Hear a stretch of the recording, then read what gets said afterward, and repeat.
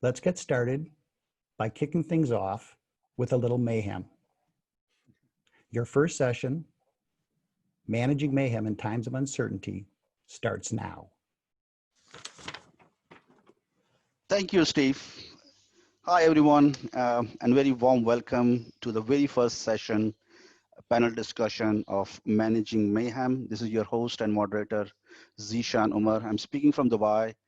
I'm part of Auro Middle East, the organizers and the hosts of wonderful FINEx2020 Finance Innovation and Excellence Summit.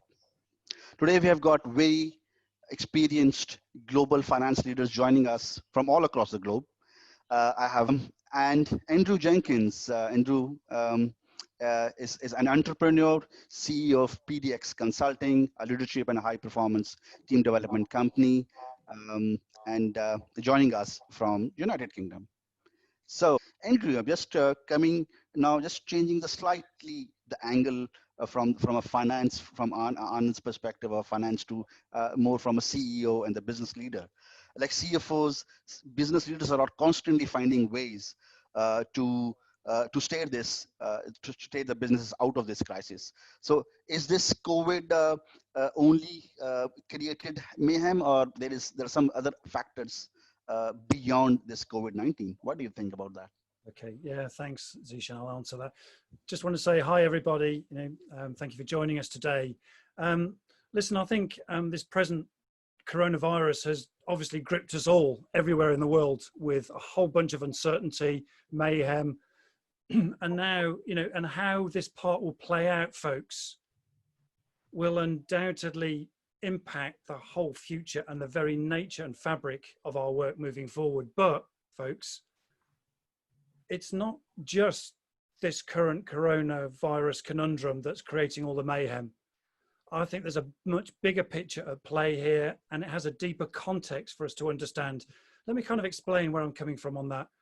So I think generally, listen, I think the zeitgeist of our modern times around the so-called, developed world, if I can use that phrase, is one of, an increasing loss of trust around the globe in our systems, a lack of disposable income that's been seen everywhere, and also, third point, an increased fear in society as a whole. And I think these factors, alone are creating a lot of political instability around the world, with inequality and unemployment rising. And these are important factors. And I think, we can't ignore the climate change is another major factor as well. We can't ignore it. It's just put on hold at the moment because of COVID, but you can bet your bottom dollar we'll be coming back to climate change pretty swiftly. It won't go away. We can't ignore it. I think also, these circumstances, along with technology and the inevitable emergence of artificial intelligence, will really lead to growing trends on an emphasis of remote working and increased attention on rebuilding and reinventing our local communities and our local businesses, to repivoting, remodeling, all of those things. So all of this mayhem, it's not just disrupting your businesses, folks. It's disrupting all of our working lives too, and our lives outside work as well. But the thing is, I think the COVID crisis has probably speeded up what's going on globally, Zishan. I think that's the key thing. And the coronavirus has radically changed the fabric of our modern day, the way our governments think, society and businesses alike. So for example, governments have had to wake up to spending more time and resources preparing for future pandemics and global crises. And that's certainly what we've seen this time, that governments weren't awake enough to deal with this crisis really anywhere in the world, apart from one or two countries like Germany and maybe New Zealand and stuff. Taxation policies will have to pay for recovery everywhere, and that will likely squeeze consumer pockets, ergo less spending on wants and more spending on needs. And besides, history moves in cycles, people. So the challenge may be sustaining change over the longer term. But, the corona crisis, certainly from my perspective, I believe in working with CEOs around in the Inspired CEOs, which I belong to as a group of as a community of CEOs. I believe the corona crisis has really enabled us to understand the future a little bit better and build back better businesses accordingly, Zishan. Okay. Yeah, I think that's a very interesting point. That this is sort of a catalyst event that Exactly. has given Yeah. given the organizations, businesses, and like us individuals to be better prepared.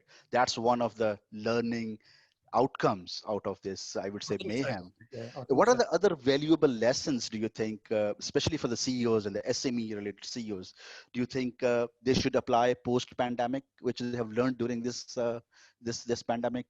Yeah, good question. So Zishan, folks, I'm a co-founder of a group called the Inspired CEOs. It's a growing community of UK and international SME CEOs. We've got a couple of people online today who are part of that. And we help leaders to think very differently, radically differently, actually, and to take into account diverse perspectives around the globe and become more agile, more adaptable, as this new future, this new normal unfolds. And our primary focus is really shifting mindset, people, and attitude to the changing world of work and the new normal world we're finding ourselves in. And that's all due to COVID, and we believe that this post-pandemic world will provide us with some very real opportunities, folks, to reshape, reimagine, reposition, redefine, our businesses and our workplaces, particularly our workplaces, to build back better businesses. So what I'm seeing, and people, this is backed by a lot of research, and I really encourage you all, if you're not doing this, read deeply, pick up blogs and articles, because there's so much going on right now and the trends are changing continually.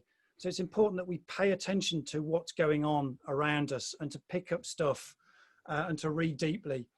And, is that the future of the very nature of how we do the work of the stuff of work is a game changer, I believe. And it's changing rapidly, folks.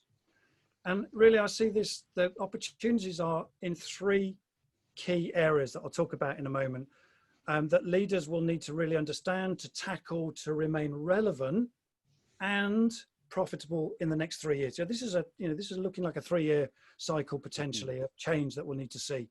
So firstly, I think there'll be a need to invest much more in upskilling our employees and our staff. Secondly, I think it's allowing employees more, not less freedom. I'll come on to that point later. And also reduced commuting will have a massive impact on well-being. So those are the 3 points that I think will change our workplaces so dramatically. And this is a game changer moment. And by the way, everything I'm going to talk about in the next couple of minutes, I'm publishing as a blog too, that I'll give to Zishan and Steve Rosvold, so you can catch up with the content if you don't quite get all of it right now, because there's a lot of content that I'm going to go through. So I'm going to kick off with really the need for investing in upskilling softer skills. So, I think we've noticed, all of us, you've got to be living under a rock if you've not noticed that digital platforms like Zoom and Teams, for example, have proved highly effective, highly constructive, highly productive for working cultures, for everyone, all of us. Nobody here guessed that this shift to virtual working would be so highly significant. And folks, this will continue to redefine and reshape the way we do the stuff of work. This is just a beginning, and our working cultures as a whole will have to change accordingly. So, co-working, this is an interesting phrase. This whole phrase of co-working, hasn't necessarily formed through deliberate design, people, or by hierarchy. It's actually just naturally involved, and created by itself through people just naturally working together over Zoom and Teams, And I think that's really important. And importantly, it points to getting rid of more traditional micromanagement sort of styles of leadership and managing moving forward. I think that's an important point. And I believe too that businesses will need to refocus less on forming traditional hierarchical management structures of people, and instead move much, much more to self-starting, flatter, less managed structures. Okay. And that will mean more future investment in softer skills for employees, to drive high performance teamwork. And that's an important point. This whole notion of high performance teamworking is going to become a major factor moving forward. But, since 2008, since the financial crash of 2008 to 12, not to mention the ongoing worldwide disruption from digital everything, that kind of revolution. And also, in the UK, we've just had Brexit, of course. So upskilling got pretty much ignored, certainly in the UK, and certainly, all America, I'd class as that. Most of Europe had the same issue. But folks, it's now a priority. We need to upskill our employees. And, the why here, this is important. The why here is this is about a sharper focus on developing high performance teams moving forward to optimize business output. We're not going to be able to do it without high performing teams. Bottom line, folks, here is the notion of employee, of customer, supplier, stroke partner engagement and co-working will completely redefine itself over the next 3 years, I believe. And a key message here is that leaders will have to rethink leadership and management structures. We'll need to rethink training, and we'll need to rethink hiring as well, that whole onboarding process. So training around meaningful relationships, emotional intelligence, empathy with co-workers using virtual meetings, for example, will continue to shift the prevailing mindset around co-working. And this is a profound shift, guys. Moving forwards, leadership and management will need to be much more flexible. It'll be about self-management, leading to flatter organizations that I've mentioned, and a trend to become much more inclusive. And importantly, with less formal ways of working. I'll come on to that in a moment. And we all need to learn how to continually manage people and projects more effectively in this informal way. That whole informality piece, I don't know whether you've noticed this, but this is really the name of the game, folks, and has become accepted as the kind of new normal behavior for our professional office prevailing cultures post-pandemic. For instance, how many of us have got used to seeing our colleagues in t-shirts, for example, not shirts, and posh, office wear. We're all in t-shirts now, apart from today where we're in shirts, but as well as we see people's dogs, we see people's cats, we see people's children, other halves. People are just passing the screens, accordingly. And the whole working from home thing has made this informality the norm. And what's more, we all seem to like it much better, guys and folks and ladies and gentlemen. We do. And it's much better than that sort of stuffy conventions of the pre-COVID office world. I think this will be a game changer, and it will continue, and it's here to stay. For me personally, I think it's actually a good thing, Inevitably, it all means that we're going to be driving towards an increased trend in more transparency in companies too, and that will drive an emphasis on deliberately shaping new office working cultures where everybody matters. So, companies will need to completely reimagine what it means to be highly productive, to be highly profitable, to have diverse workforces, and working much closer, having closer links with our partners and suppliers. Training delivery will need re-engineering, to add in blended ways of training staff effectively, both virtually and face-to-face. That's an inevitability. And, folks, new processes for hiring staff. That whole thing about onboarding will have to be reimagined. Smarter onboarding process to snag the right talented people, the right attitudes, all that will need to be established and will become absolutely vital moving forward. Recruiting processes to select, the appropriate person will be much more than competency and skill-based or experience-based, much more around fit, soft skills, emotional intelligence, teamwork and attitude, not just on skill and competency. So, next up is really business leaders will need to allow employees more, not less freedom. I think this is a really important point moving forwards. So all those high productivity gains we've talked about through virtual meetings, challenges the argument, folks, for employees to work from fixed office locations. This is an important point coming up. Connected to that is the conundrum around, what the workplace will actually look like for permanent office space moving forward in the future for all sectors, but particularly obviously sectors that don't need physical space to show up right now. And that's not including restaurants, workshops and factories. That's excluding those sectors. But furthermore, many cities, major cities will continue to witness dramatic falls in demand for office space.